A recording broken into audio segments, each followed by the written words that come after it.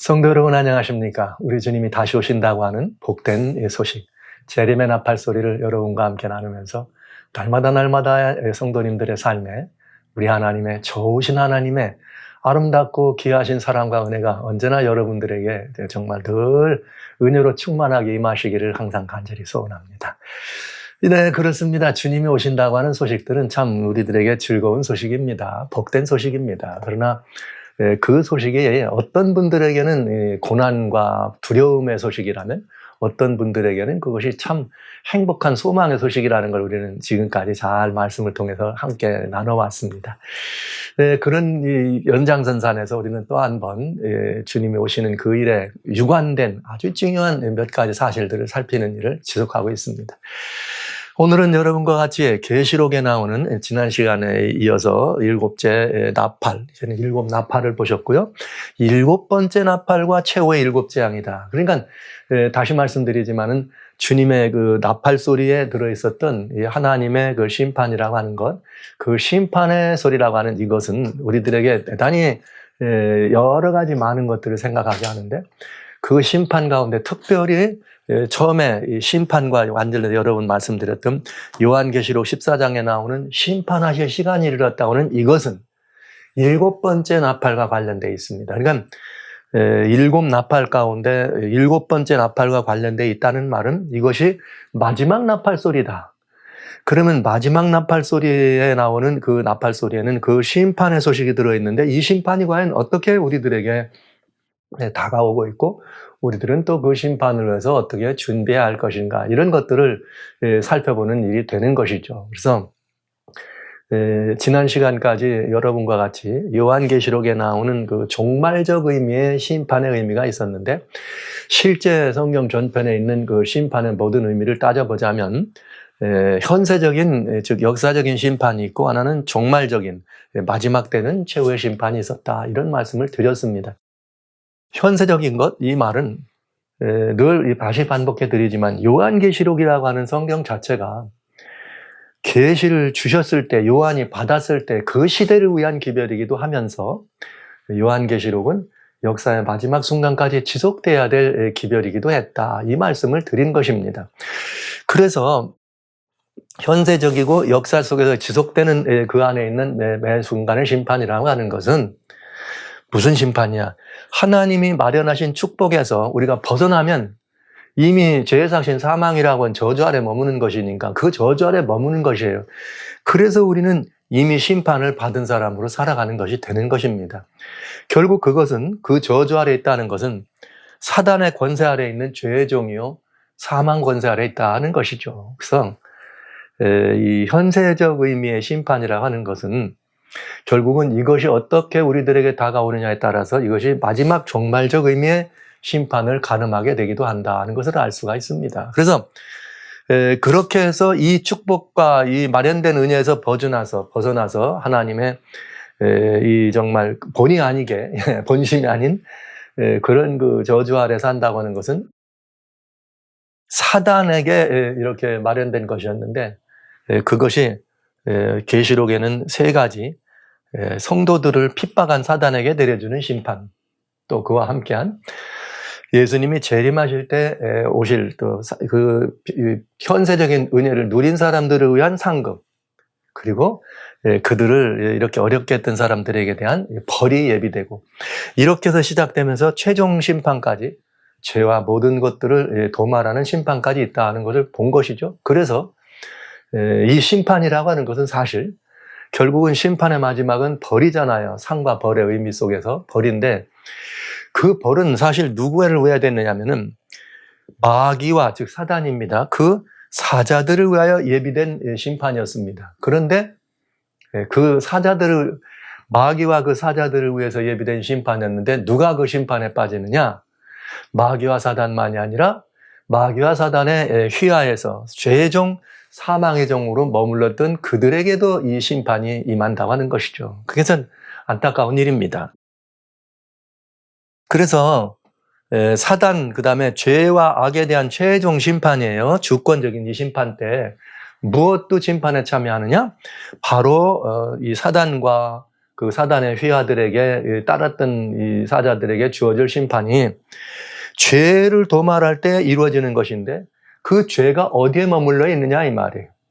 주님은 이미 죄값을 갚았음에도 불구하고 그 사실을 영접지 아니하고 스스로 죄 가운데 머물러 있는 그들이기 때문에 죄를 품은 인간이 이 사단과 함께 그의 사자들과 함께 사라지고 도말되는 심판이다. 결국은 하나님의 심판에 대해서 우리가 굉장히 깊이 생각할 게 있습니다.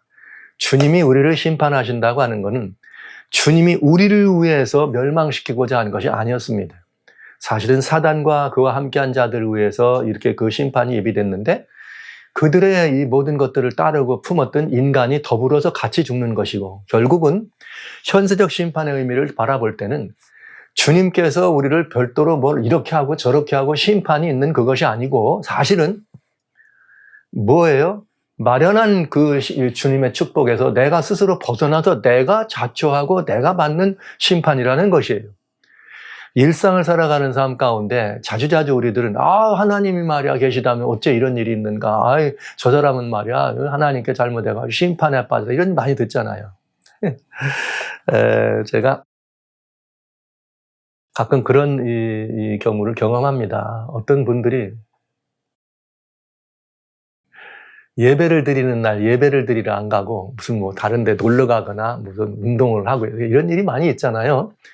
근데 그러다가 꼭 잘못해서 뭐 운동장에서 다친다든지 아니면 집에서 뭐하다 다치면 사람들은 뭐라고 그러냐면 오늘 하나님께 나가서 예배해야 되는데 그 예배당을 안 갔더니 말이야 이렇게 다리가 부러지지 않았냐 이런 얘기들을 해요. 그래서 우리 하나님께서 정말 하나님을 예배해야 될 아름다운 예배일에 하나님께 예배드리러 안 나왔다고 즉석에서 다리를 부려뜨리는 그런 하나님. 근데 이런 생각을 하는 것은 주님께로부터 온 것이 아닙니다. 근데 우리는 그런 생각들을 하고 살아가는 사람들이 신앙이 좋고 믿음이 좋은 것처럼 그렇게 우리 주변에는 이렇게 익숙하게 됐죠. 참 안타까운 일이라고 할 수 있는 일입니다. 네. 그래서 사랑하신 성도 여러분, 심판이라고 하는 것, 저주라고 하는 것, 벌이라고 하는 것은 우리를 위해 마련된 것이 아니라는 것. 이미 하나님은 우리를 축복의 길을 마련했는데 내가 그 안에 들어가지 않았기 때문에 그 축복에서 이탈되고 있다는 거예요. 내 스스로. 그 다음에 하나는 마지막으로 진짜 그런 그 파멸을 가져오는 멸망을 시키는 그런 심판이라고 할 때에도 우리를 위해 마련된 것이 아니라 사단과 그의 이 사자들을 위해 마련된 것인데 내가 그거를 주님의 복음을 영접지 않음으로 말미암아 그들을 멸할 때 동시에 같이 멸망을 받게 되는 것이다. 이런 의미라는 것입니다. 그러니까 이런 의미를 본다면 정말 하나님은 하나님의 백성들에게는 절대로 뭐가 없다, 심판이 없다라는 말씀을 하셔도 정말 그 깊은 의미와 내용에서는 탈이 없는 일입니다. 그러니까 믿는다고 얘기하면서 심판에 빠졌다, 저주에 빠졌다, 우리가 하나님께 심판받 이런 말을 하는 것은 이 성경적으로 온전치 않습니다. 그러나 하나님의 백성들을 위해서 우리 주님께서 하나님의 백성들을 우리 주님께서 또 아직 하나님을 모르는 사람들도 그들을 심판한 것이 아니라 이렇게 돌아오라고 하는 말하자면 이 경고의 회초리가 있어요. 성경은 그런 표현들을 재앙이라고 합니다. 그래서 그런 재앙에 들어가는 이유도 마찬가지로 내가 그 은혜의 길에 벗어났을 때 재앙이 오는 것이지만 재앙이 있을 때는 아직 뭐가 있다? 희망이 있다. 왜냐? 돌아오라고 하는 것이니까요. 이런 의미를 여러분이 꼭 이해해 주시면 심판에 대한 의미에 대한 이해가 되겠습니다. 예수님의 재림이 가까우니까 우리가 이 심판에 대한 의미도 깨달을 필요가 있는 것입니다. 자, 저는 요한계시록에 이제 계시의 관점에서 봤던 4가지 관점 가운데 7교회, 7인 속에 포함되는 7나팔을 보았습니다. 자, 이제 우리들은 7나팔 가운데 교회 가운데서는 7 라오디게아 교회 시대에 살아가는 우리들이고 인으로 말하면 7째 인이라고 하는 인이 완전히 떨어진 시대에 우리는 완전히 떨어진 시대. 그리고 나팔로 말하면 마지막 나팔이니까 7째 나팔의 시대. 그리고 7째 나팔은 마지막 역사의 마지막이면서 현세적 우리들의 삶에도 마지막이기 때문에 이것은 아주 중요한 마지막 시대를 향한 주님의 경고의 나팔이 되겠습니다. 그렇다면 오늘 우리는 어디에 있느냐 따져본다면 오늘 우리는 이렇게 볼 수가 있어요. 교회는 라오디가 7개 시대, 인으로 말하면 완전히 인이 열려서 주어진 시대. 나팔로 말하면 7번째 나팔이 울려 퍼진 시대. 그리고 그 나팔 가운데는 7째 나팔 가운데는 마지막으로 종말 시대라고 말할 때 마지막으로 7 재앙에 이렇게 예비되어 있다. 그러면 아직 우리들에게 7 재앙이 오진 않았으니까 우리들이 서 있는 이 시대는 7 재앙 바로 앞에 있는 시대에 우리가 살고 있다. 이렇게 보면 정확하게 되겠죠. 그래서 저는 재림의 속옷과 이렇게 이 재앙의 서막이라고 하는 이런 이 부분들을 말씀드릴 때 7번째 재앙이라고 하는 것은 요한계시록에 나오면 16장부터, 어른은 15장부터예요. 15장에서 16장에 7 재앙이 들어있는데, 이 재앙은 뭐에 대한 영향 때문에 오는 거냐? 계시록 13장에 들어있는 이런 일들 때문에 오는 거기 때문에 저희는 지금까지 요한계시록의 전반부에서 역사적 관점은 보지 않았고 재림의 서곡이나 대재앙의 서막에서는 예수님이 오신다고 말씀하신 마지막 종말 부분을 보았기 때문에 여러분들에게 요한계시록의 종말에 관련된 예언의 진행 도표들을 여러 번 보여드린 것입니다.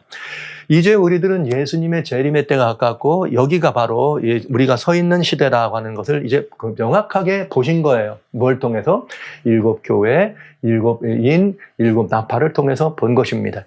그럼 이제부터 이것이 어떻게 진도를 나갈 것인가 하는 것은 우리가 따져봐야 될 것이죠. 이런 문제들에 대해서 우리가 깊이 연구하고 살피는 데는 연유가 있습니다. 그건 뭔가?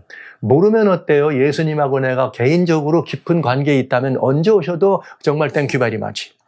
그러나 우리가 이 사실을 알아야 되는 이유는 아직도 이 사실을 모르고 그저 이 하나님의 이 나라 안에 있지 않은 사람들에게 주님의 그 아름다운 은혜가 주어졌음에도 불구하고 그 은혜를 영접지 못한 사람들을 위해서 시절이 이렇게 가깝다는 것을 설명해주고 왜 가까운가, 무슨 일이 일어날 것인가를 알고 가르쳐줘야 어떻게 되겠어요? 그 사람들이 혹이라면 이걸 경고의 기별로 받고 돌이킬 수 있게 되겠죠. 또 우리도 그냥 마냥 오실 거다가 아니고 진행되고 있는 성경에 너무나 분명하게 말씀되어 있는 예언의 이런 진행 도표를 보면 아, 주님이 지금 어디만치 오셨구나 이렇게 예비하지 않겠어요?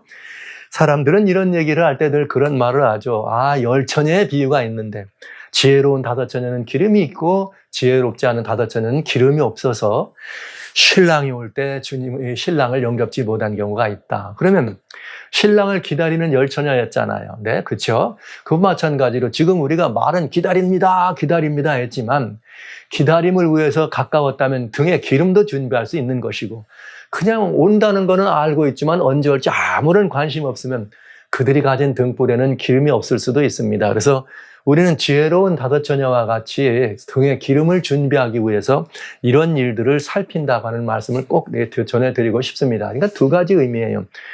우리의 등에 기름을 준비하고 다시 오시는 신랑 예수님을 기다리는데 실수하지 않도록 하는 그것과 또 하나는 하나님을 모르고 주님을 영접치 아니한 사람들에게 우리 주님께로 돌아올 수 있는 돌아오라고 하는 주님의 복된 기별들을 이렇게 소개하는 것은 아주 의미 있는 여러분과 저의 사명이라고 하는 것입니다. 그래서 공중을 날아가면서 천사가 뭘 얘기한 거예요? 심판의 때가 다가오고 있다 하고 심판에서 벗어날 일도 말씀해 주신 것입니다. 그래서 여러분에게 저는 지금까지 우리가 살고 있는 시대가 이런 마지막, 지금까지 면밀히 역사적 관점에서 보셨어요. 여러 번에 걸쳐서. 그랬더니 마지막 때인데 이 마지막이 앞으로 이런 이 순서대로 펼쳐지는구나. 이것을 여러분들은 아셔야 한다는 것입니다. 자, 그런데 이제 중요한 게 있어요. 7번째 나팔이 울려 펴지면 어떻게 이런 그 심판이 진행되고 마지막이 진행되는가. 이건 이제 계시록을 보면 이렇게 돼 있네요. 계시록 11장 14절로 15절에 둘째 화는 지나갔으나 보라 3번째 화가 속히 이른다. 이미 첫째 화, 둘째 화까지는 보았어요. 5달 동안 말이죠. 150일 동안 그냥 무저갱에서 올라온 연기 속에 들어있던 황충이 사람들을 괴롭게 했고 2번째 화 때는 말이죠. 2만만의 군대들이 모여서 세상 사는 사람들 3분의 1, 이 3분의 1이라고 하는 말은 꼭 3분의 1을 이렇게 죽게 했다는 의미가 아니라 많은 이 사람들이 죽었다는 것이요. 전체는 아니라는 뜻, 그리고 많은 이 재난과 이 고통이 있었다는 걸 설명해 주는 것이죠. 그래서 그런 둘째 화는 지나갔는데 3번째 화가 임하겠다. 그러면 셋째 화는 얼마나 크겠어요? 첫째와 둘째와가 그렇게 컸는데 세 번째와는 얼마나 크겠어요? 이번에는 3분의 1이 아니라 전 지구촌적 재앙이 되겠죠. 그러니까 여러분 지금까지 나팔을 보시면서 3분의 1, 3분의 1 이런 말씀을 들었을 때는 꼭 그렇게 기억하시면 됩니다. 적은 부분은 아니다. 그러나 전부는 아니다. 그러나 일곱째 나팔은 마지막 나팔이고 마지막 종말에 대한 이야기이기 때문에 이것이 울려 퍼질 때는 3분의 1이라는 말이 없습니다. 그건 그냥 전 지구촌적인 재앙이 된다는 것을 이제 보시게 됩니다. 그래서 셋째화가 지났는데 일곱째 천사가 나팔을 불었더니 이게 일곱째 나팔이에요. 이제 뭐라고 돼 있느냐? 하늘에 큰 음성이 나서 가로되 세상 나라가 우리 주와 그 그리스도의 나라가 되어 세세토록 왕노릇하시도다 이렇게 돼 있네요. 그러니까 이건 뭘 말하는 거예요? 이 세상 나라가 그리스도의 나라가 됐다 하는 말은 예수님이 다시 오신다 이 말이에요. 왕으로 오신다 이 말이죠. 그러면서 이제는 예수님이 오셔서 이 왕권을 좌정하시는 영광의 보좌에 앉는 그 시간이 되겠습니다. 예수님은 이 이야기를 직접 인자가 하나님의 이게 천사들과 함께 이 땅 오실 때에 인자가 자기 영광의 보좌에 앉으리라 이렇게 말씀하셨잖아요. 인가의 영광의 보좌에 앉는 그래서 왕의 자리에 들어갈 때가 됐다. 이건 재림이 가까워졌다 이런 말이죠. 그래서 이 재림이 가까워졌고 재림을 위해서 성경은 뭐라고 말했는가? 18절 19절에 이방들이 분노하며 이제 예수님 오실 때예요. 어떤 일이 벌어지는가? 이방이 분노하더니 주의 진노가 임해서 죽은 자를 심판하고 오실 때 모든 죽은 자를 심판하고 그 다음에 하나님의 종 선지자들과 성도들과 또 물론대수하고 주님의 일을 경외하는 자들에겐 뭘 주고? 상을 주고 분명해져요. 상을 주고 또 땅을 망하게 하는 자들을 멸망시킬 때입니다. 이렇게 말씀하신 것입니다. 이걸 누가 얘기한 거예요? 여기 이 천사들이 다 얘기하니까 이제는 이방들이 저렇게 하나님을 여기 분노했단 말은 하나님을 향하여 분노했단 말이에요. 대적하고. 그러니까 하나님 이제는 정말 모든 사람들 죽은 사람 심판 여기 이 선지자들과 성도들은 어떻게 하고 상급을 주시고 지금 현재 살아서 땅을 망하게 하는 자들을 멸망시킬 때가 됐습니다. 했더니 하늘이 대답하는 거예요. 뭐라고요? 이에 대답이죠. 하늘에 있는 하나님의 성전이 열리면 누가 계신 거예요? 하나님이 계신 거죠. 성전 안에 하나님의 언약궤가 보이면 언약궤는 여러분 이 땅에 있을 때 하나님의 이 성소가 있었습니다. 그 성소 안에 지성소라고 하는 두 번째 칸에 하나님의 언약궤가 있어요. 그 언약궤 위에는 쉐키나라는 영광. 그러면 이건 뭘 의미하느냐? 언약궤 위에는 쉐키나의 영광은 보좌를 둘러싼 영광입니다. 그러니까 언약궤가 보였다는 말은 뭐가 있는 거예요? 보좌. 근데 거기에 누가 안 보였느냐? 하나님의 모습이 안 보이는 대신 번개와 음성과 뇌성과 지진과 큰 우박이 있더라. 이건 뭐예요? 심판의 보좌를 보여주신 거죠. 요한계시록에는 보좌가 열렸는데 하나님의 보좌가 열릴 때는 내 생물과 보좌에 앉은 이가 보이고 심판의 보좌로 이 보좌를 열었을 때는 반드시 번개와 음성과 내성과 지진과 우박이 있더라. 이렇게 보입니다. 그러니까 계시록을 읽으시면 이미 여러분들 많이 읽으셨으니까 여기 보좌가 보일 때 번개와 음성과 내성과 지진과 큰 우박이 있더라. 이걸 몇 번 보였을 거예요. 이건 뭐냐? 항상 그 보좌하시는 진노하시는 그 모습의 보좌, 심판의 보좌가 열릴 때 여기 이렇게 모습이 보이는 것을 알 수가 있습니다. 그러니까 이제 재림의 준비가 시작되는 거예요. 예수님은 언제 오셔요? 이방들이 분노해서 주님의 진노의 잔을 채우고 그 다음에 그때 오시면 성도들에게는 상을 주고 땅을 망하게 한 자들에게는 벌을 준다. 여러분 이미 읽으셨습니다. 인을 떼실 때 5째 인을 뗐더니 제단 아래에 있는 자들이 뭐라 그래요? 땅에 있는 자들을 심판해서 우리의 억울함을 풀어달라. 그랬더니 이제 뭐가 된 거예요? 주님이 이 답에 대한 응답을 주시는 거예요. 그래서 보시죠. 7째 나팔은 예수님의 재림을 촉진하는 나팔이요. 재림 때가 됐다는 나팔인데 뭘 보여주느냐? 심판에 떨어질 사람들이 있습니다. 그 심판은 누구의 심판의 대상이냐? 이방이 분노해. 즉 하나님에 대해서 분노한 때예요.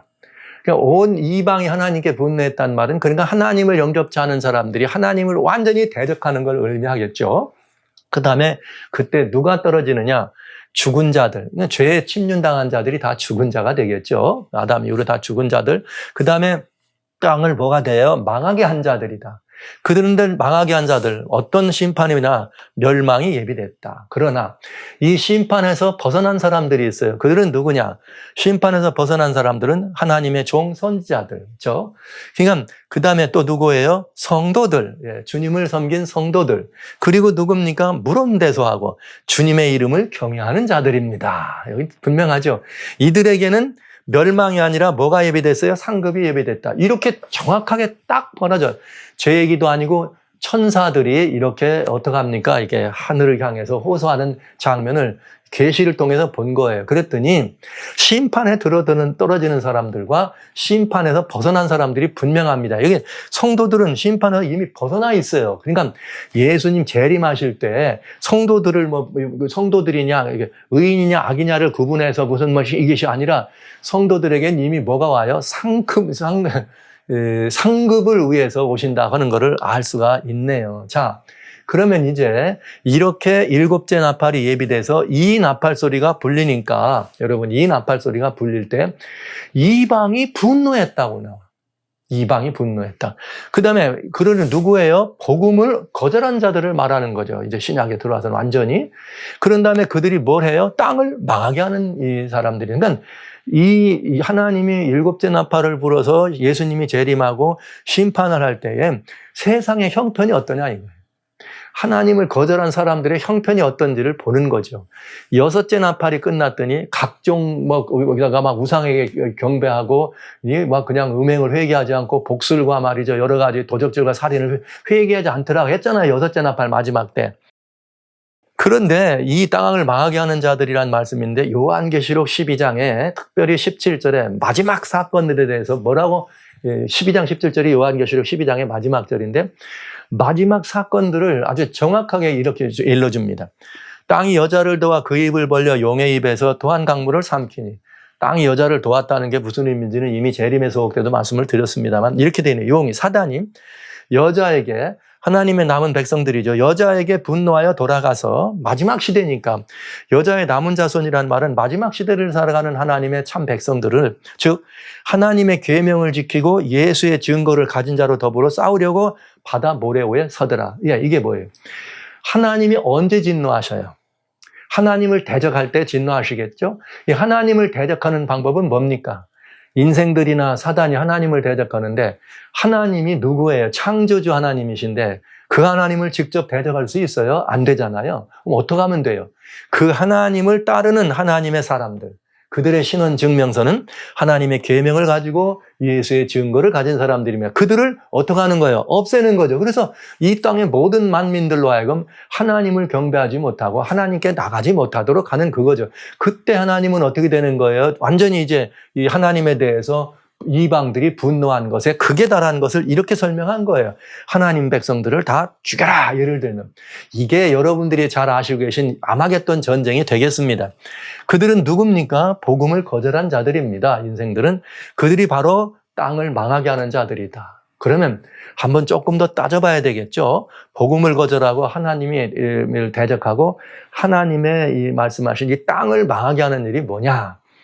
계시록 12장 17절이 그렇게 계명을 가진 자와 예수의 증거를 가진 자를 죽인다고 했더니 어떻게 그런 일을 하느냐가 설명된 게 계시록 13장이에요. 13장에서 무슨 일이 나오느냐. 땅에 거하는 자들에게 이르기를 칼에 상하였다가 살아난 짐승을 하여 우상을 만들라. 우상을 만들고 우상에게 생기를 주어 짐승의 우상으로 말하게 하고 우상에게 경배하지 않는 자는 다 어떻게 하더라? 죽이도록 한다. 그 말은 무슨 말이에요? 하나님의 계명을 가진 자들을 어떻게 한다는 거예요? 다 죽인다 이 말이에요. 왜? 하나님의 계명을 심령에 품은 사람들은 하나님 외에는 경배하지 않잖아요. 근데 여기 뭐라 그러는 거예요? 짐승의 우상을 만들고 짐승에게 경배하라. 이 말은 하나님을 경배하지 말라 이 소린 것입니다. 이게 뭘 말하는 거예요? 하나님을 어떻게 하는 거예요? 완전히 진노하게 만들고 분노하게 만들 하나님을 대적해서 이방이 분노한 듯이 하나님을 대적하는 일을 말하는 것이고 결국 이렇게 되면 이 땅이 어떻게 하는 거예요? 진노에 이걸로 말미암아 망하게 되는 일이죠. 그러면 우상에게 경배하지 않으려면 뭘 가지고 있어야 돼요? 하나님의 계명을 아는 사람만이 우상에게 경배하지 않습니다. 그런데 이거를 가지고 경배를 하지 않으니까 또 어떻게 하는 거예요? 다 죽이기 위해서. 만약에 경배를 안 해? 경배를 안 하면 강제하기 위해서 짐승의 표를 갖게 하는 거예요. 이 표를 받지 않으면 매매를 못하게 한다. 이렇게 된 거죠. 그러니까 여러분, 이건 대단히 중요한 일입니다.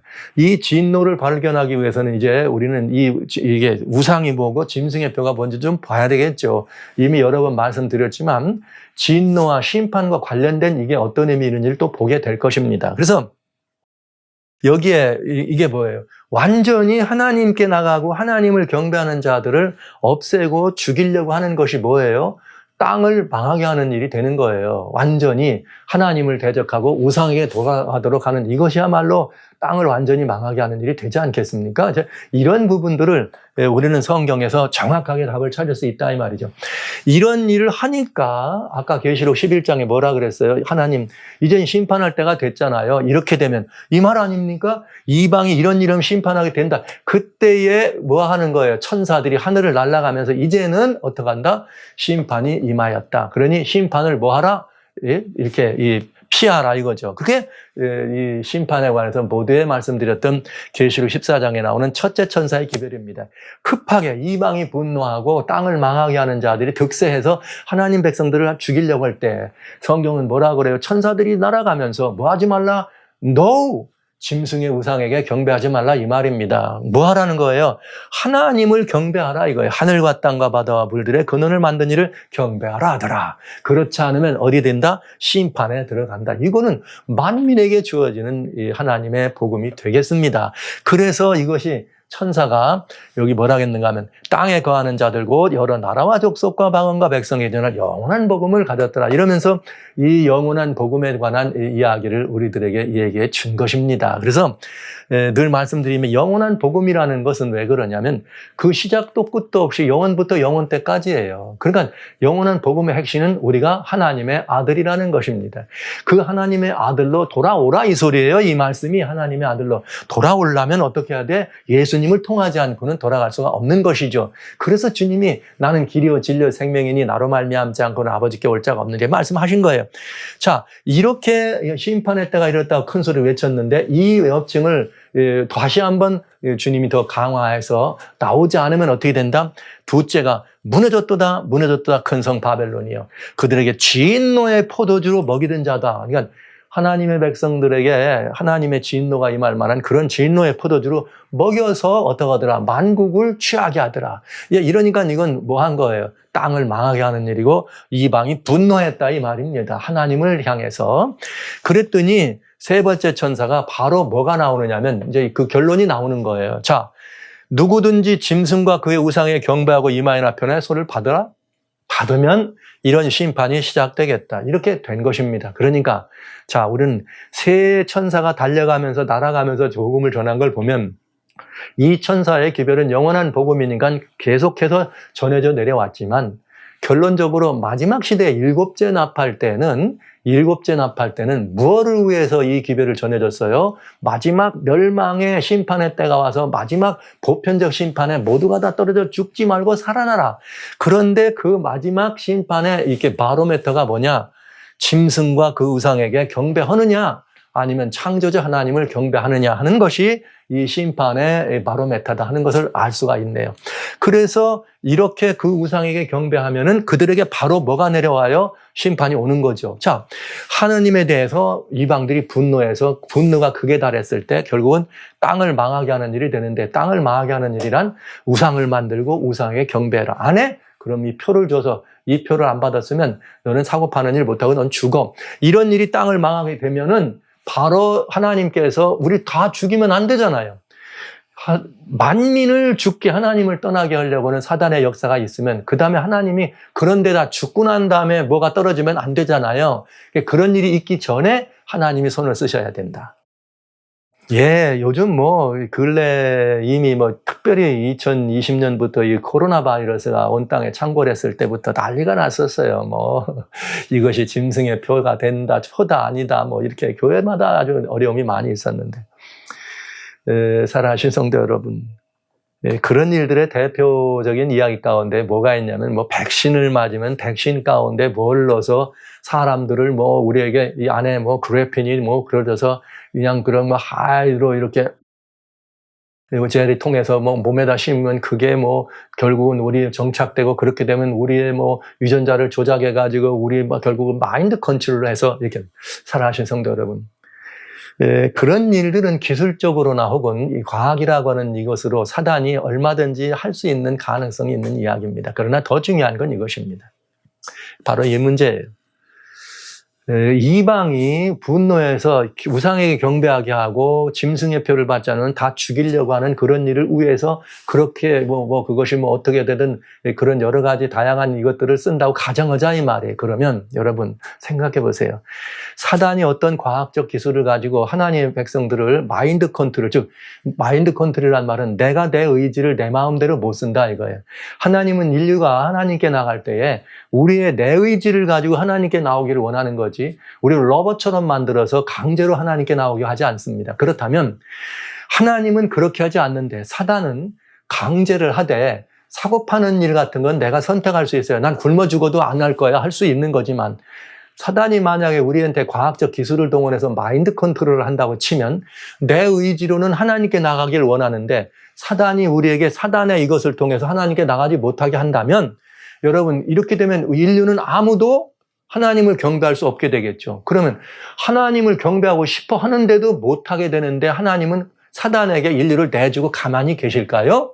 그런 일이 안 일어나겠죠. 그래서 그런 일이 일어나려고 한다면 그렇게 되기 전에 무슨 일이 벌어진다? 하나님의 진노의 7대접을 쏟는다 이 말입니다. 할렐루야. 여러분 그런 것들로 앞으로 과학적 서설에 대해서 많은 이야기할 수 있는지만 그건 미혹입니다. 그렇게 되는 것이 아니고요. 우리를 마인드 컨트롤이라는 말은 그건 사단이 끝장나는 거예요. 임의대로 우리를 할 수는 없는 것입니다. 그러니까 우리가 우리의 의지를 가지고 거부할 수 있고 하나님을 경배할 수 있는 이것을 하나님이 최대한 보호하시고 그렇게 하도록 하시지, 모두에게 그걸 다 줘서 그걸 못하게 한다면 여러분 이미 짐승의 표를 받은 사람에게 무엇 때문에 마인드 컨트롤 할 필요가 있어요? 놔둬도 하나님 짐승께 나가는 건데, 그렇죠? 그러니까 하나님 백성들이 그렇게 하지 못하도록 한다면 하나님은 가만히 계시지 않고 그때 하나님의 역사가 일어나는 거예요. 그래서 어떻게 하느냐? 하나님의 진노의 7대접입니다. 이걸 7재앙이라 하는 거예요. 왜? 대접 속에 재앙이 들었기 때문에.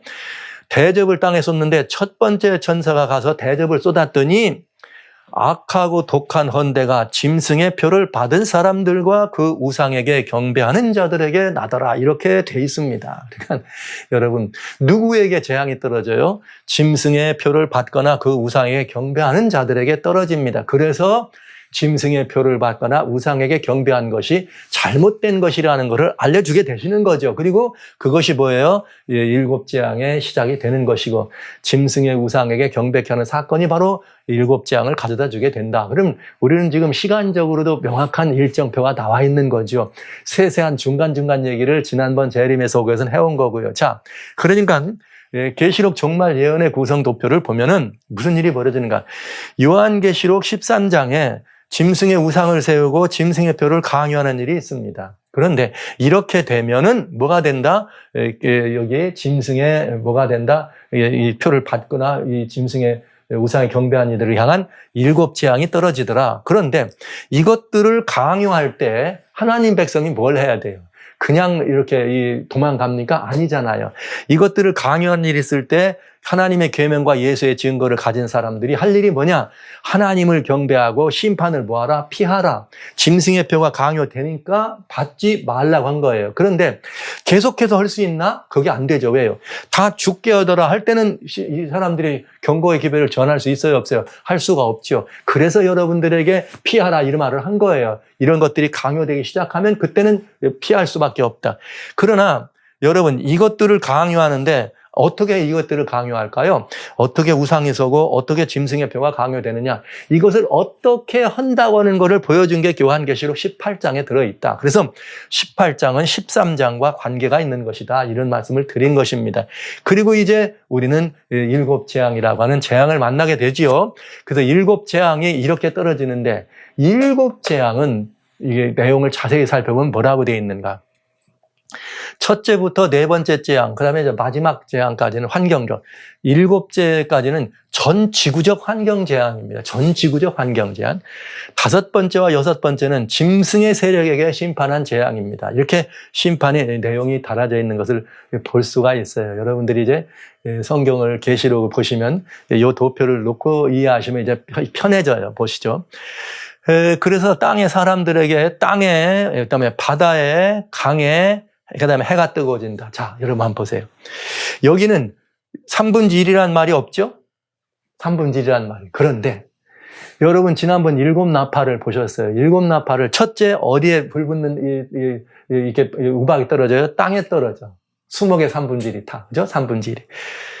두 번째 나팔 불었더니 바다에 불리면서 바다의 3분의 1이 이렇게 바다 생명. 그 다음에는 이제 강과 물들은 생명의 양식, 복음이 기별이 생명의 양식. 그렇게 해서 그거를 병들게 하고. 그 다음에는 네 번째 나팔이 불었을 때는 해, 달, 별의 3분의 1이 어떻게 됐습니까? 어두워져. 그러니까 땅과 바다와 강과 해가 일곱 재앙 때 동시에 똑같이. 그러니까 역사적으로 이루어졌던 것들이 이제 뭐가 되는 거예요? 반복돼서 마지막 때 한 번 더 이루어지는데 이건 문제는 뭐냐?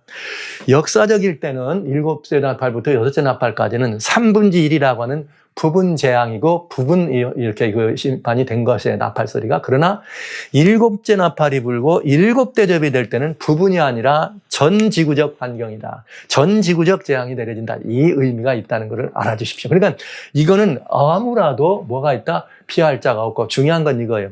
지난번에 말씀하신 역사적 재앙의 3분의 1인 이유는 아직 복음이 어떻게 된 거예요? 그 지역에 정도만 전파가 됐지 다른 데는 복음을 알지도 못해서 대한민국은 그런 시절에 예수님 알지도 못했잖아요. 예. 그러니까 그런 데는 바로 그런 복음을 거절한 의미로서의 현세적 심판은 없는 거예요. 모를 때는 주님께서 뭐라 그랬어요? 너희가 아직 모를 때는 뭐 하지 않는다? 주님이 그것에 대해서 심판하지 않는다. 모를 때는 주님께서 그걸 놔두시겠다 이렇게 말씀하신 것입니다. 자, 그런데 이 재앙을 자세히 보시면 또 이건 이제 전반적인 지구촌적 재앙이라는 것, 전 세계적 재앙이라는 것이 들어있을 뿐만 아니라 다시 살펴보면은 여기는 절묘한 하나님의 이 의미가 들어있다는 걸 알 수 있습니다. 보시죠. 처음 재앙은 글로벌 환경 재앙이라 그래서 전 지구촌적인 환경 재앙. 첫째, 둘째, 셋째, 넷째까지인데 여러분 땅이 독한 악정으로 바다가 피로 변하고 강과 물의 근원이 피로 변하고 태양이 크게 되어지면 아무도 살 수 있다 없다. 살 수 없다. 그래서 성경은 이렇게 모든 것이 환경적으로 재난이 내리기 때문에 이 내린 대로 마치 소돔성에 불이 내리듯이 이렇게 내려지기 때문에 주님은 이런 재앙들을 피할 곳으로 떠나라고 한 거예요. 그러면 전 지구가 그렇게 된다면서요? 이렇게 또 질문하시겠죠? 그래서 주님은 우리들로 하여금 전 지구촌이 그렇게 될 때 주님이 먼저 그 백성들을 피하라 하면 그 피난 곳 간 곳이 어디예요? 고센과 같은 것입니다. 거기에는 주님의 재앙에 빠져요. 그게 어디에 나라있느냐? 소돔과 고모라가 멸망할 때 여기 창세기 19장에 나옵니다마는 롯이 산으로 도망가라 그랬더니 못 가고 소알로 가. 그래서 소알성도 망해야 되는데 하나님이 소알은 어떡합니까? 그 불재앙에서 제해줍니다. 그것처럼 떠난 사람들을 향해서 그 하나님의 백성들이 머무는 데는 고센과 같이 재앙에서 벗어난다는 것이죠. 그래서 주님은 산으로 가라 하신 것입니다. 그런데 보시죠. 절묘한 이야기가 있습니다. 왜 하늘과 땅과 바다와 물들의 근원이냐? 이유가 있어요. 네. 여기에 내려지는 이유는 여러분 첫째 천사가 뭐라 그랬어요? 자, 심판이 임한다. 그러니 심판에서 벗어나려면 하늘과 땅과 바다와 물들의 근원을 만든 이를 경배하라 하더라 기별을 외친 거예요. 이 기별을 외쳤는데 하늘과 땅과 바다와 물들의 근원을 만든 이를 경배하라 했더니 사람들이 이방이 분노해가지고 이 경배를 해야 안 해요? 안 하니까 하나님께서 하늘과 땅과 바다와 물들의 근원의 주권자인 것을 보여주신 것입니다. 여러분 이제 영접이 되시는지요? 노아의 홍수 때 하나님의 신이 떠났더니 물이 촤라라 내려갖고 완전히 물로 덮은 것과 마찬가지예요. 네, 이건 아주 중요한 것입니다. 말세에 뭐라 그랬죠? 지난번에 왜 사람들이 이렇게 세 가지, 노아 때까지, 예수님 때까지, 재림 때까지 할 때 하나님의 창조 주권을 부정한다 하는 거하고 하나는 뭐예요? 예수님의 이런 이 증거를 부정하고 이 모든 것들이 포함되어 있는 하나님의 성품을 부정한다는 말씀을 드렸죠? 보세요. 하늘과 땅과 바다와 물들의 근원을 만들라 했더니 이걸 거절한 거예요. 그러면 왜? 하나님을 안 믿으니까, 창조주를 안 믿으니까 이 창조주가 내가 창조주라는 거를 이렇게 보여주신 거예요. 자, 그래?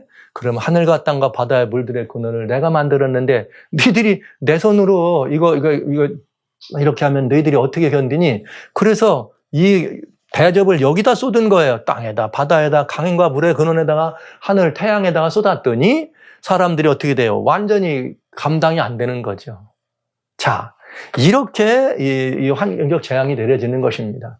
근데 아까 잠깐 언급했습니다만 재앙의 이유가 있다. 심판이 떨어질 때는 그건 끝나는 거지만 재앙은 무슨 신호냐? 그건 마지막 하나님의 초청입니다. 자, 재앙에는 목적이 있어요. 7재앙도 마찬가지입니다. 재앙에는 목적이 있다. 그런데 보세요. 주님께서 에스겔 14장 21절 23절에 내가 나의 4가지 중한 벌 곧 칼과 기근과 사나움 짐승과 온역을 예루살렘에 내려 사람과 짐승을 그 중에서 이거 하나님 백성들인 거예요.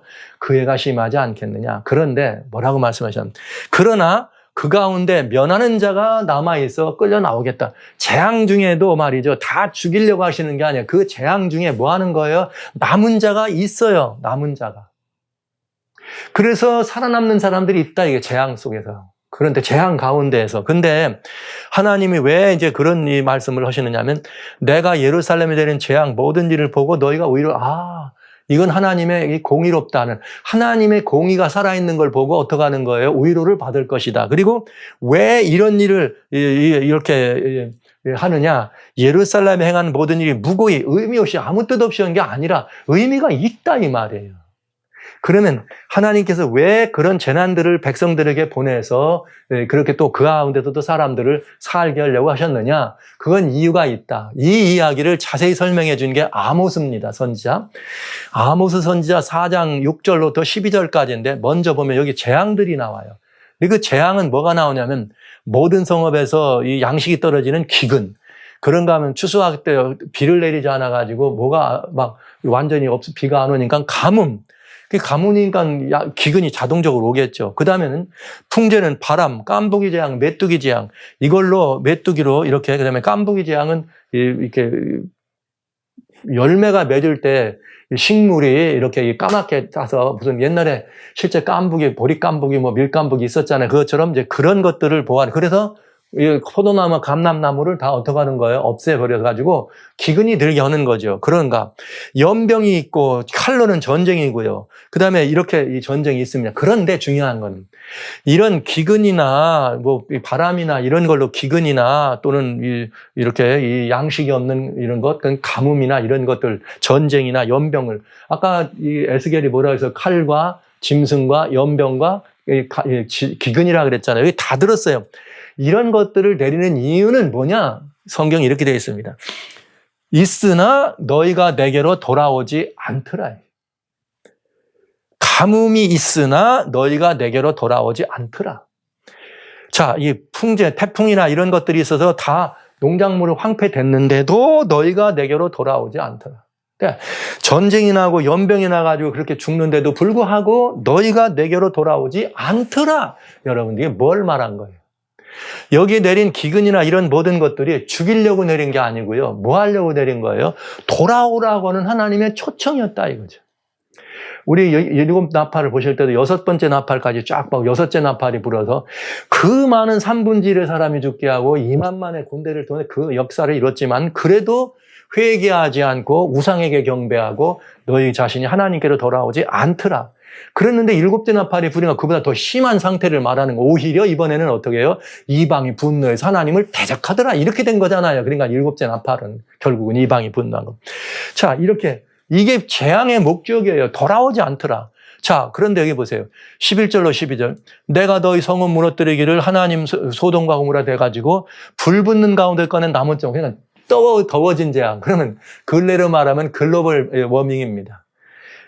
이렇게 홍수도 있고 가뭄도 있고 기후 변화로 말미암아 난리가 나서 글로벌 워밍으로 다 죽게 생기는 이런 엄청난 말이죠. 지난해 여러분 여름에 유럽이고 어디고 세계 3대 이 볼라텍 때문에 그런 웨이브가 있었잖아요. 히트 웨이브가. 그런 거를 해도 결국은 뭐 하지 않더라? 너희가 내게로 돌아오지 않더라. 이렇게 돼 있어요. 마지막 얘기죠. 이게. 그런데 여러분, 주님은 말씀하시기를 우리들에게 결론을 이렇게 말씀하세요. 12절입니다. 그러므로 이스라엘아, 내가 이와 같이 내게 행하리라. 이와 같이가 뭐예요? 가뭄이 있다, 기근이 있다, 태풍이 있다, 전쟁이 있다, 연병이 있다, 더위가 있다. 이와 같이 내게 행할 거다. 예언입니다.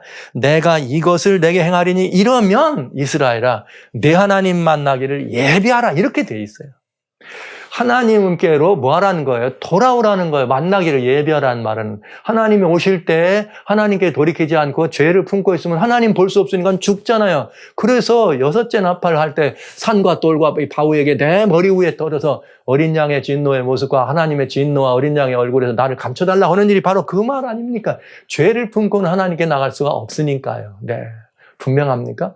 재앙의 목적은 뭐라고요? 재앙의 목적은 돌아오라. 살게 하시려는 목적입니다. 그런데 6째 나팔까지 봤더니 돌아오더라, 안 돌아오더라. 여기도 뭐라 그래요? 돌아오지 않더라.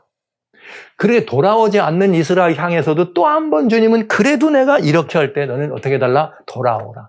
근데 이건 역사적인 얘기죠. 그러나 마지막 종말적으로도 이런 일이 있다. 그러니까 재앙의 목적은 하나님께 돌아오라는 초청입니다. 그렇다면 7재앙은 뭐냐 이거예요. 역시 7째 심판의 나팔이면서 그 재앙도 여러분 그 재앙도 예외는 아닙니다. 거기에 이렇게 돌아오라 하는 마지막 재앙이라는 말을 하시면서 그런 용어를 안 썼지만 대단히 중요한 말씀을 하십니다. 보시죠. 요한계시록 16장 7재앙이라 그랬어요. 첫째, 둘째, 셋째, 넷째까지는 환경적 재앙이라 그랬습니다. 이런 글로벌 환경적 그런 재앙을 내려주는데, 보시죠. 그 넷째가 해에 쏟았으니까 네 번째 글로벌 환경적 재앙, 전 지구촌적으로 해에 쏟았는데 해가 권세를 받아 불로 사람들을 태우니 사람들이 크게 더움에 더워진지라. 이 재앙을 향하는 권세를 가지신 하나님의 이름을 회방하며 또 회개하여 영광을 주께 돌리지 아니하더라. 여러분 분명합니까? 어떻게 됐어요? 아모스 선지자에게도 그런 일이 있어도 뭐 하지 않더라? 돌아오지 않더라. 그런 하나님은 내가 이런 일을 하갈랑 내게로 어떻게 하라? 돌아오라. 그런데 7재앙 때도 뭐라 그래요? 이렇게 재앙을 주었는데도 돌아오지 않더라. 그런데 여기 보세요. 첫째, 둘째, 셋째까지는 회개하지 않는다는 말은 지난 말씀드려요. 돌아오지 않더라 이 말이에요. 그런 표현이 없습니다. 와, 네 번째 재앙 때부터 돌아오지 않더라 이렇게 돼 있습니다. 이 말은 무슨 말이에요? 이 말은 돌아오든지 안 돌아오든지는 누구 마음입니까? 인간의 마음, 죄인의 마음입니다. 그러나 하나님은 뭐 하신 거예요? 기다리신 거예요. 뭐 하라고? 돌아오라고. 만약에 여러분 우리는 짐승의 표를 경배하고 여기 받은 자에게 뭐 한다? 이런 게 이게 재앙이 내린다고 했잖아요. 그랬는데 이 재앙이 떨어지는 걸 보고 어떤 이들은 우리가 잘못됐구나. 왜요? 어떤 이는 이마에다 받고 어떤 이는 손에다 받는데 이마는 생각하는 것이니까 알면서 받은 것일 테고 손에다 받은 사람은 알지도 못하고 받은 게 되겠죠. 그렇다면 모르고 그것이 하나님의 복음이 되는데서 모르고 경배한 사람들이 재난에 들어가면 어떻게 돼요? 우리가 잘못했는데 어떻게 하면 될까? 하고 돌아봤더니 그 재난에 빠진 사람들이 있어. 옛날에 누가 그랬죠? 이스라엘 사람들. 고센 땅에는 뭐가 없어요? 재난이 없었어요. 그러니까 그때 중다한 잡족들이 이스라엘에 나올 때 어떡합니까? 따라 나오잖아요. 그것처럼 이런 재난 때 하나님은 뭘 기대하시는 거예요? 돌아오라. 마지막 재앙이라 7재앙이 7대죠. 마지막이다. 너희들이 나를 버리고 짐승의 우상까지 돌아가? 그건 죽어야지. 그러나 내가 이 재앙을 마지막으로 보낸다. 심판 전에 마지막 다 없애는 거 전에 재앙을 보낸다. 그러면 어떡하라? 돌아오라. 그런데 성경은 불행하게도 이 재앙이 3번째 재앙까지는 이런 표현이 없어요. 이 말은 3-4번이나 하나님이 뭐 하신 거예요? 기다리신 거예요. 사랑의 하나님 아닙니까? 악인이 돌이켜 사는 것을 기뻐하신 하나님. 악인일지라도 죽는 것을 기뻐하지 않는 그 하나님은 우상에게 돌아간 그들에게까지라도 마지막 기회를 주신 것입니다. 돌아오라, 돌아오라, 돌아오라. 그랬더니 네 번째, 하늘과 땅과 바다와 물들의 근을 경배하라 안 했음에도 내가 이 모든 것들을 주관하는 이 존재라는 것을 그렇게 보여주시기 위해서 하늘과 땅과 바다와 물들의 근원에 재앙을 내렸으면은 어떻게 해야 돼요? 돌아와야 되잖아요. 그래도 돌아오지 않더라. 그래서 다섯 번째 또 돌아오지 않더라. 회개하지 않더라. 이게 돼 있어요. 일곱째 마지막 때는 회개란 말 아예 있지도 않고 그냥 하나님을 끝까지 해방하고 말더라. 그러니까 이제는 하나님께서 어떻게 되는 거예요? 끝이다. 여러분, 우리는 이제 중보란 말을 씁니다. 중보란 말은 살려주세요. 이 말이죠. 한마디로. 근데 변호사가 우리가 대신하잖아요. 그런데 변호사가 살려달라고 혹은 중보자가 살려달라는 말을 못할 때가 그건 언제냐. 변호사를 찾아와야지 변호사가 변호를 해주지. 이 죽게 된 죄인이 하나님, 주님께 나와가지고 주님 내가 죄인입니다. 회개해야지만 살 길이 열리는데 회개하지 않고 즉 돌아오지 않는다 했으니 끝이다 이 말이에요. 그래서 이 일곱 재앙의 마지막이 끝나면 주님이 오시면서 끝장나는 거예요. 여러분 역사가 분명합니까? 하나님의 사랑과 이 재앙의 의미가 분명해집니까? 마지막까지라도 기다려주시는 하나님. 물론 주님은 아십니다. 돌아오지 않을 걸. 그러나 첫째, 둘째, 셋째에는 아무도 그런 표현이 없어요. 그런데 저는 기대합니다. 이런 재앙이 내릴 때 혹시 돌아올 수 있는 사람이 있을 수도 있겠다. 그럼 여러분 어떻게 하실래요? 여러분 어떻게 하실래요? 이거 짐승 우상에 경배한 사람들인데, 저 사람들이, 안 받을 거야? 아니죠. 어떻게 해야 돼? 돌아오라! 마지막, 우리로서는 전할 수 없지만, 하나님이 이런 재앙으로 기별을 전했으면, 돌아오는 사람이 혹시라도 있다면, 우리는 정말 그들을 영접해야 되지 않겠습니까?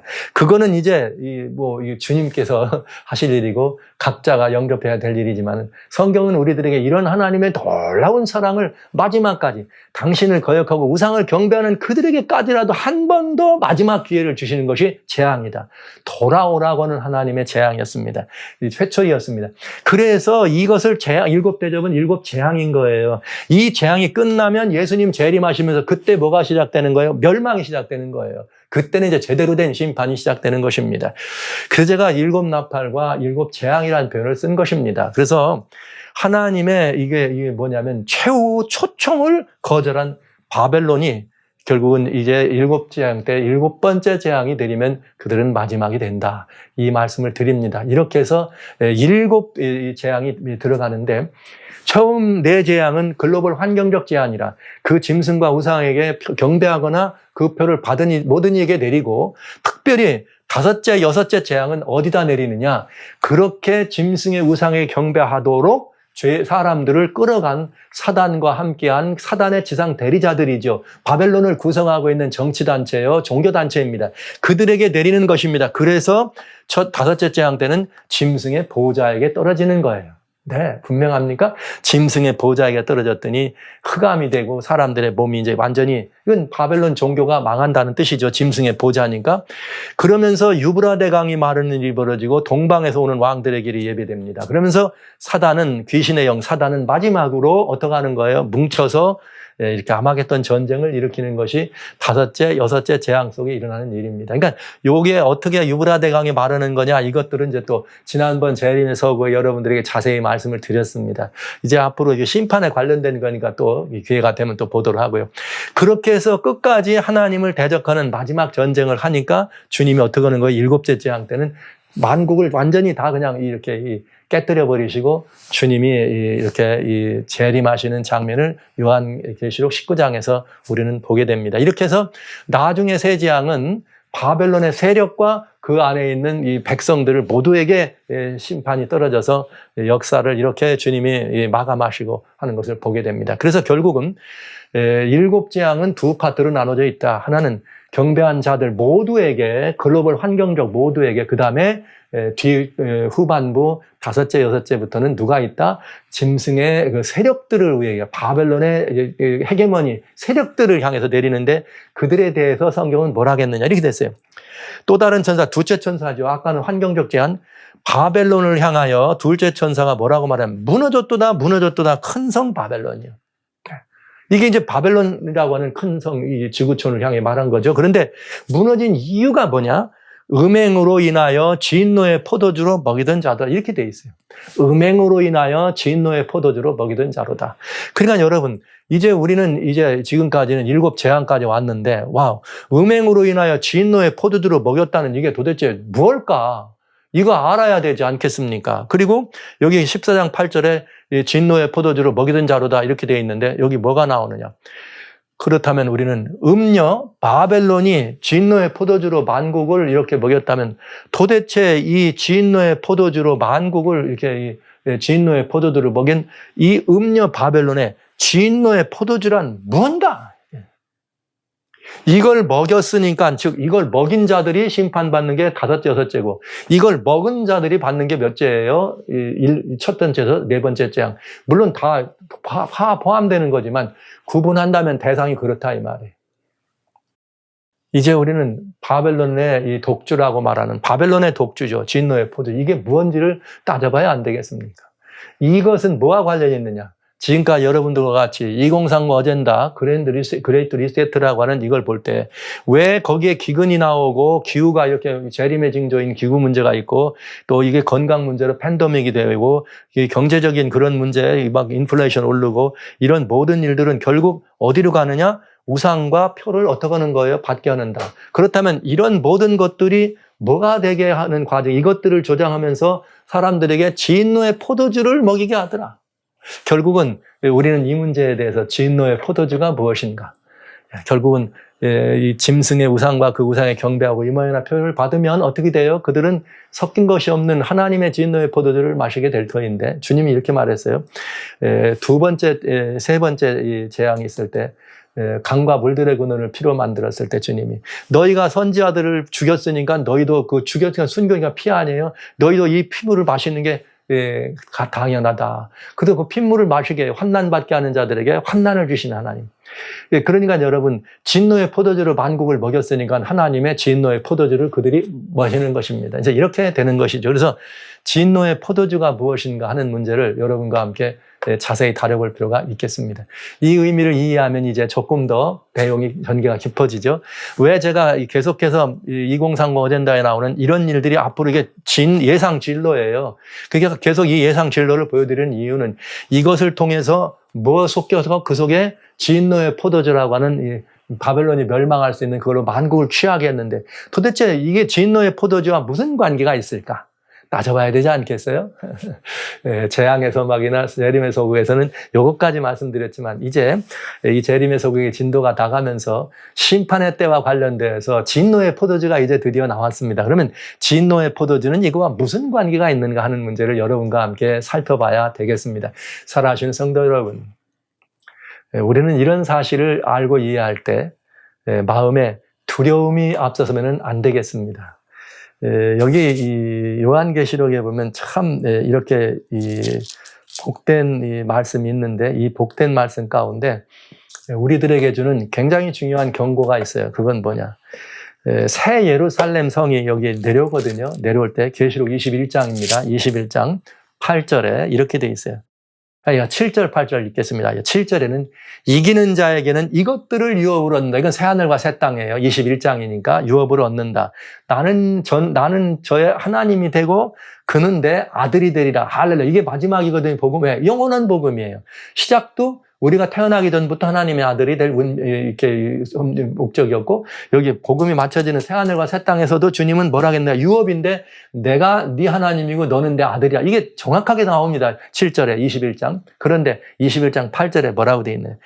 그러나 두려워하는 자들과 믿지 아니하는 자들, 그 다음에 뭐 흉악, 살인 뭐 이렇게 쭉 나오면서 여기에 우상 숭배자와 거짓말하는 자들은 이 새하늘과 새 땅에 참여할 수가 없다. 제가 다른 말씀을 다 빼고 두려워하는 자들은 뭐한다? 참여할 수 없다. 누가 두려워하느냐? 믿지 않는 자가 두려워합니다. 그러면 여러분들이 이런 말씀을 이해하시고 이 진노의 포도주도 배우시게 되지만 이런 일들을 보면서 두려워하시면 된다, 안 된다? 안 된다. 왜? 두려워하는 자들은 뭐 하지 않는 거예요? 믿지 않는 거예요. 그렇기 때문에 두려워하는 거예요. 그래서 여러분 대단히 중요해요. 믿음은 이 모든 두려움을 이길 수 있어요. 믿음, 사랑이 우리들에게 사랑은 이렇게 모든 두려움을 넘어서는 것처럼. 그래서 우리들이 이 마지막 시대에 관련된 이것, 심판에 관한 이 문제를 다룰 때 한 눈금이라도 두려운 마음으로 이 말씀을 받으시지 않게 되시기를 바랍니다. 이것을 믿음으로 영접하셔서 이것이 그리스도를 영접한 사람들에게 희망으로 전달될 수 있기를. 그래서 그리스도인들을 영접한 우리들에게는 이것이 단순한 희망이 아니라 완벽한 하나님께서 우리들에게 소망으로 주신 이런 내용들에 대한 여러분들의 굉장히 중요한 이해와 영접을 필요로 합니다. 그리고 그렇게 해주시기를 바랍니다. 두려워하지 마시기 바랍니다. 주님은 이렇게 말씀하신 것이 두려워하는 자들은 새하늘과 새 땅에 못 들어간다. 그러니까 두려워하는 이유는 뭐하다? 믿음이 없기 때문이다. 그래서 이런 문제들에 대해서 여러분과 함께 다루는 이 시간에 사랑하는 성도 여러분들이 아무라도 두려움 없이 두려워하지 않게 되시고 오히려 이 말씀을 믿음으로 영접하셔서 오호라 이제 때가 이만큼 가까웠으니 내게 다온 곳이 여기로구나. 지금 진도가 여기까지 나왔구나. 그러면 사랑하시는 내 아들아, 내 딸아, 부모님 아니면 또 이렇게 이 사랑하는 또 남편에게, 아내에게, 이웃과 친지들에게, 친구들에게 여러분 이때 이렇게 시간이 가까웠습니다. 돌아가야 합니다. 아버지께 돌아가야 합니다. 심판하실 시간이 이르렀습니다. 이제 우리는 하늘과 땅과 바다, 물들의 근을 만들어 경배해야 합니다. 이게 우리들이 살아갈 방법 아닙니까? 이 기별을 가진 사람답게 정말 놀라운 은혜 속에서 우리들이 함께 주님과 더불어서 일상의 삶을 복되고 행복한 그런 일상의 삶을 영유할 수 있도록 그렇게 준비해 주시기를 주의 이름으로 축원합니다.